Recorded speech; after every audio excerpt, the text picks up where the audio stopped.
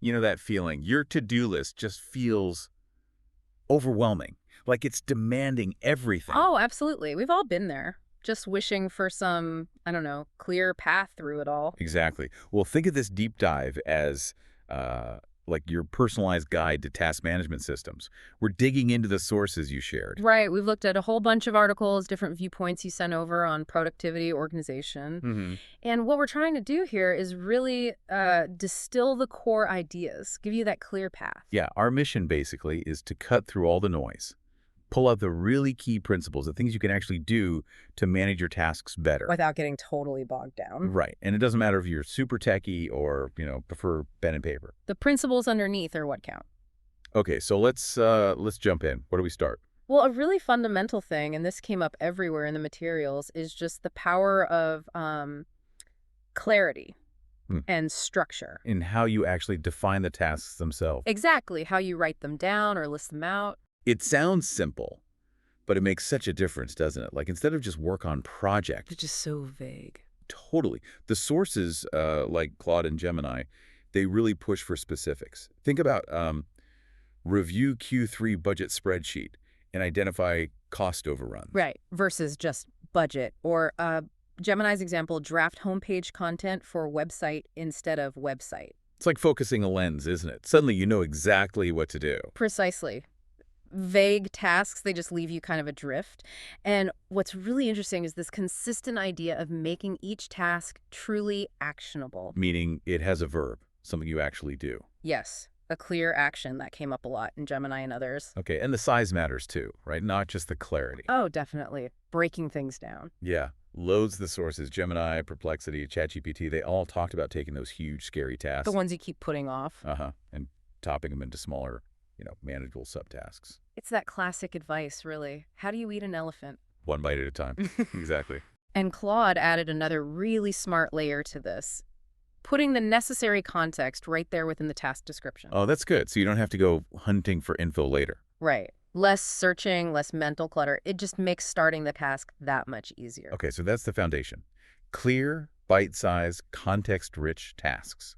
But then you have a list of them. Yeah. How do you pick? Ah, yes.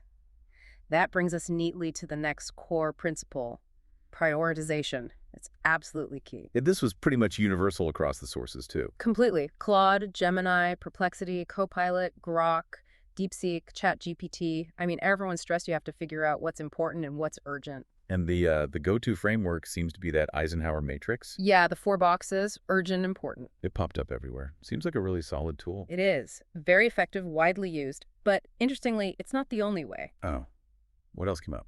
Well, Claude mentioned things like ABC prioritization or even scoring tasks numerically. Okay. And then Grok, DeepSeek, and ChatGPT brought up Moscow. Moscow. Yeah. Must have, should have, could have, won't have. It's another way to categorize importance. Right, I see. But the really critical insight, something Claude highlighted, isn't which method you pick. It's that you pick one and use it consistently. Ah, consistency, like having a filter that always works the same way. Exactly. It doesn't matter if it's simple or complex, as long as it helps you reliably sort out what matters most. And Copilot linked this nicely to the bigger picture, didn't it? Making sure your daily priorities actually move you towards your long-term goals. Yes. Prioritization is basically your compass. It ensures you're heading in the right direction with your daily efforts. Okay, makes sense. So clear tasks, a way to prioritize them. Yeah. But where do they all go? Which leads to the next principle, right? Yeah. The central system. Absolutely non-negotiable, according to your sources. Claude, Gemini, Perplexity, ChatGPT, they all hammered home the need for one single trusted place. One hub. One hub to capture everything, every task, every commitment. Oh, thank goodness. Because how many times have you scribbled something vital on a napkin? And it just vanishes. Exactly. Claude and Gemini were spot on about why scattered notes or just trying to remember everything. Yeah. It just doesn't work. Our brains aren't designed for that kind of storage. They're for thinking, for creating. Right. So a central system gives you that complete picture, that overview of your entire workload. It drastically cuts down the risk of things getting forgotten, as Claude and Gemini pointed out. You see everything in one place. And this doesn't mean you need some super complicated software, right? Not at all. Gemini and others mention the whole range: simple list apps, more powerful project management tools. So find what works for you. Exactly. The tool is less important than the principle. Get it all in one place that you trust and actually use. Okay, one place. Yeah. Got it. But things change, don't they? Mm. Priorities shift, new stuff lands on your plate. Precisely. Life isn't static. And that's why the fourth principle is so critical: regular review and planning. You mean actually scheduling time to look at your list? Yes, scheduling it. The sources, Claude, Gemini, Perplexity, Grok, ChatGPT, they all emphasize setting up regular reviews, like weekly and daily. To check progress, adjust priorities. Exactly. Keep the system alive and accurate. Claude and Gemini explained it keeps things aligned with whatever's changing in your world. Like a system health check. Sort of, yeah. Yeah. And those quick daily check-ins that Claude mentioned, they're great for just staying focused day to day. DeepSeek even suggested weekly retrospectives, looking back. Oh, interesting. Like what went well, what didn't. Yeah, identifying bottlenecks, learning how to improve your process for next week. That makes a lot of sense. Learning as you go.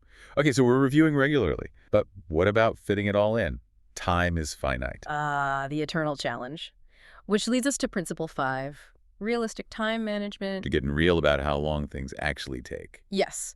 And the sources, Claude, Gemini, Perplexity, DeepSeek, ChatGPT, they talk about estimating time for tasks, and maybe even blocking out time for them specifically, time boxing. Right. But we're usually terrible at estimating, aren't we? Always too optimistic. Yes. Claude and Copilot both pointed that out. We tend to underestimate. So build in buffers. Definitely build in buffer time. It's much less stressful than constantly playing catch-up. Makes sense. Realistic scheduling, as Claude and Copilot said, helps avoid that feeling of being totally overcommitted, cuts down stress. Yeah. And some sources, like Gemini, Perplexity, Grok, ChatGPT, mention techniques like Pomodoro. Oh, the timer thing. Work, break, work, break. Exactly. Short, focused bursts. It can really help with managing focus during the work. Okay, that ties into working smarter, not just harder, which feels like the next principle. Context, energy, delegation. You got it. This is about optimizing how you work. Claude and ChatGPT highlighted grouping similar tasks. Like doing all your calls at once. Yeah. Or email. Yeah, batching them. And also thinking about your energy level. Oh, like doing the hard stuff when you're most awake. Exactly. Tackling demanding work when you're at your peak. And maybe saving easier stuff for energy lulls. Seems obvious, but I bet most of us don't consciously do it. Probably not. And then there's the big one: delegation, automation, or just elimination. Getting stuff off your plate entirely. Right. Claude, Gemini, DeepSeek, ChatGPT all touched on this. Do you really need to do this task? Can it be automated? Delegated. Or just not done. Claude mentioned saying no. Absolutely. A good system helps you see what's essential, empowering you to say no to things that aren't. Crucial. And if you're in a team, clear roles are vital. Gemini, Perplexity, Copilot, Grok, ChatGPT all stress knowing who's doing what. Clear communication. Prevents chaos. Okay, so we're getting strategic. What's the final piece of the puzzle? Well, maybe the most important for making it stick long term. Mm. Principle 7, consistency and adaptability, the dynamic duo. Right. Showing up and doing it. Exactly. Claude, Gemini, Grok, ChatGPT were all clear. A simple system you use consistently beats a complex one you use, well, sporadically. Build the habit and start simple. Claude and Grok suggested not overcomplicating things initially. Add features later if you need them. Don't try to build Rome in a day. Precisely, and be flexible. This came up everywhere. Gemini, Perplexity, Copilot, Grok, ChatGPT.